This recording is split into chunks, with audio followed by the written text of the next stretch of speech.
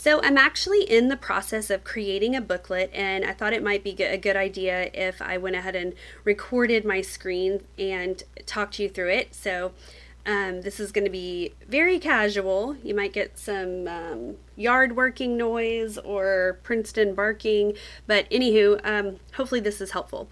So the first thing I want to do is actually open up the PowerPoint for my presentation.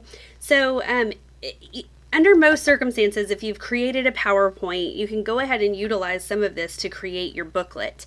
If you haven't or you don't have a PowerPoint for your class, then you're going to need to just start from scratch, and that process would look a little bit differently.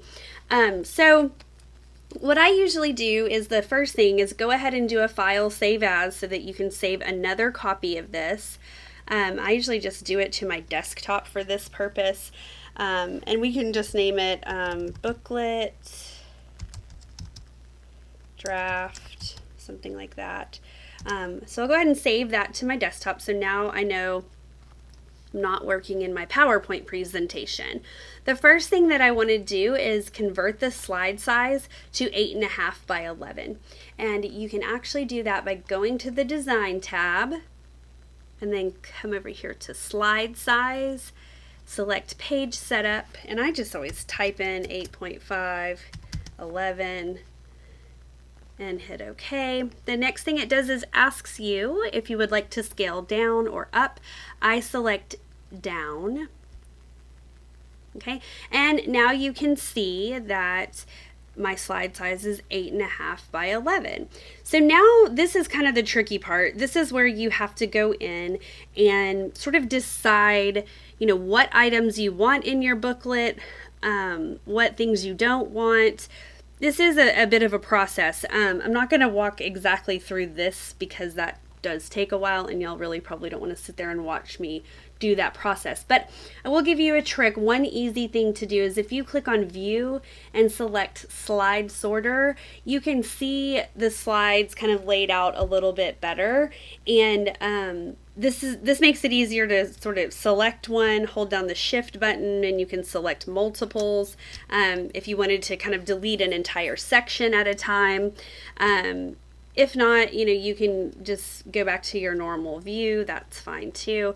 So anyway, I've actually already gone through this process outside of the video, and I'm going to go ahead and open up that file. So your goal here would be get this PowerPoint pretty much how you want it for the booklet. So let me show you what my end result looks like. So again, I had already done this, and I saved it in the booklet creation folder. It's this file right here. So I'll open this up, and like I said, I already went through and kind of pared everything down, and I ended up with 12 slides. So that's kind of the goal, is we're trying to make our booklets less and less and less. So I kind of have a cover page for part one, and then really I have a notes page for each sort of main topic on my agenda.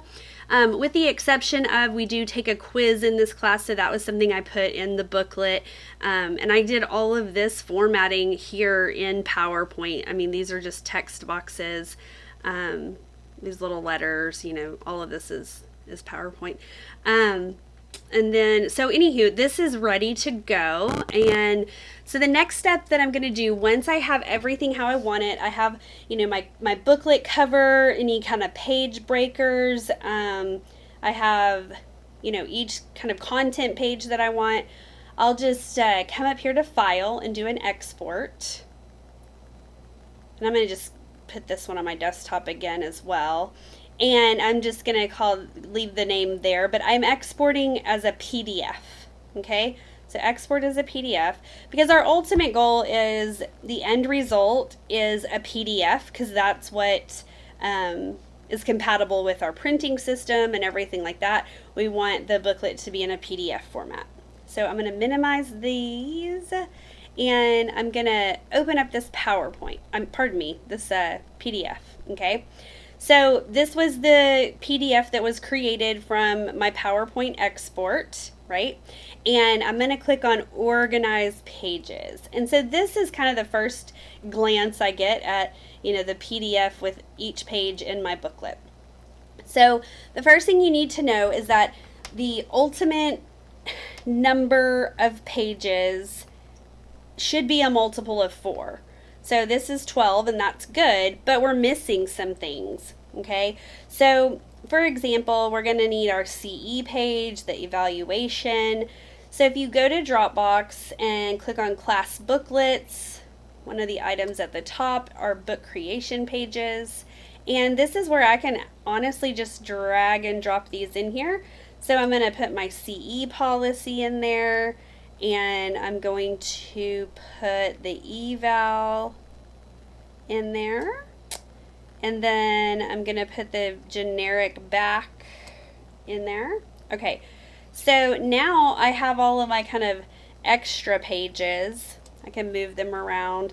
And now I have 15 pages. Now, this part is a little tricky, and I don't know. I have my own weird process for this. If someone can think of a better one, let me know. But I have to do this little visual thing where I go, okay, this is the cover. When I open the booklet, I'll see these 2 pages and these 2 pages. Like, that's what I have to do. So I know that when I open my booklet, I actually just want that CE page to be, on, I guess, what's called the second page. So I'm going to do insert a blank page. So this is my cover, and when I open up, I'm going to see these 2 pages. Okay, that seems right. Now, if I turn to the next page, then that means this page is going to be on the left-hand page, and I don't really like the way that looks. So I'm going to insert another blank page so that when I turn the page, this is the page you'll see on the right-hand side. Okay? Then I really want for my quiz, it's a 2-page quiz, to be side by side, right? So I'm going to come here on this one and add another blank page here so that these 2 are on a page together, okay? Then that will put my quiz side by side. Then they turn the page for the results and the last portion of part 1, and I like that. But now when they turn to page 2, or pardon me, when they turn to part 2, I've got to kind of think this through. How do I want this to lay out? I think I want this on the right hand page, so I'm going to add a blank page here too. If I'm losing you, don't worry, it's confusing. This is weird. And if you can't, it just takes some time to kind of, or maybe y'all are naturally good at this, I don't know. So now I've got these 2 pages together, which lands me with these 2 pages together, which are both part 2 of my class, and then this is part 2 of my class, which I like. So I'm liking this. This is good. But when I turn the page to the evaluation, I don't want the evaluation on the back of this. So I'm going to add another blank page. Okay. So now I have those 2, which works out. Okay. But now my back page isn't quite working out because now I need to add another blank page. The blank pages are honestly the hardest part. So there you go. So that should work out, but we have to ask, do I have a multiple of 4? No. So I need 3 more pages, or I need to delete a page, right? To get me to 20 or to 24. So then I just kind of got to look at it and see, like, okay, is there any page I could delete or what's happening? So I do my little weird process again. Here's the cover. These 2 are together. These 2 are together. These 2 are together, which puts these 2 together. These 2 together. Okay. Maybe I could delete this page and just be okay with this and this together, and then this and this together. And then this, but see, then I don't like those 2 where they are. So, okay, so I paused you guys because I had to figure it out and it was taking me too long. But the result was I had a brilliant idea, And the results on my test, I actually moved that to the end of the book, which is probably better because I don't want them, sneaking a peek at the results while they're taking the test anyways. So by doing that, it allowed me to delete one of the white pages, and then now I'm at 20. So to double check it, my process goes like this again. My cover, and then these two pages are together, and these are together. Those are together. My quiz is together. And then this page and this page are together, which that's okay. I like my page separators, on the right-hand page, kind of starting that section. And then these two are together, and then these two are together, which worked out well. And then on the back of this page will be that results page, which we'll just have to say in class, turn to so-and-so page for the results. And then adjacent to that will be the eval we need a blank page on the back of the eval so they can tear it out, and then a blank page before the back cover. Phew. Okay. I think I got it. So once this is done, there's just one little final process here. I go back and I'm going to do a quick save real quick just because that took a minute. So I want to make sure I save that. And let's go to edit PDF. Okay. So once we've done that, the first thing I'm going to do, and I'm going to zoom out here. I don't need to see quite so much at once. I'm going to add some text. So I'm going to say add text, and I'm going to add a little box here because we want to put the date that this was created, or I guess we won't put updated because it's just the original. So that was September, pardon me, it's not September, it is August 28th, 2019. It's actually kind of small there, so I think I'll go ahead and make it a little bit larger. Okay. All right, so there we go. So now it's dated, and then now we just want to add page numbers. But before you jump into the page number section, we want to see where we want our page numbers to start and end. So we need that info before we jump in there. So I would say that we want our first page number here, which is page 5. And then we want our last page number to be here. I don't ever put a page number on the eval.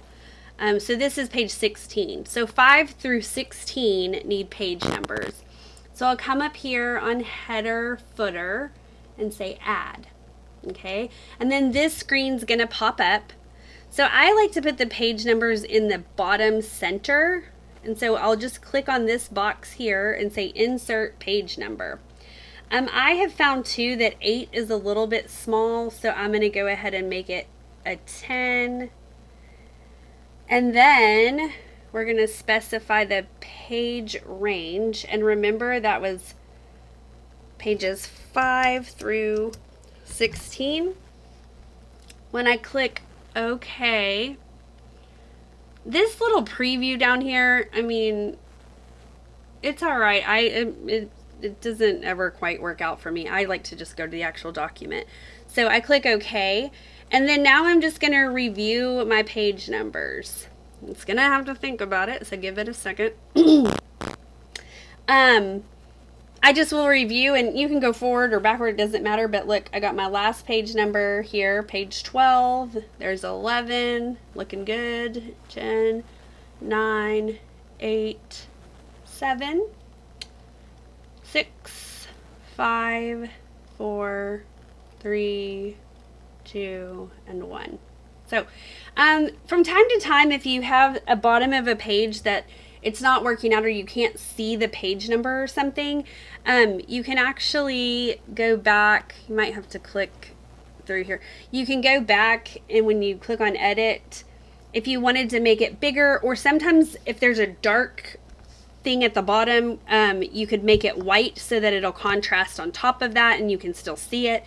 The page numbers are important. They're really helpful in class to kind of keep everybody on track.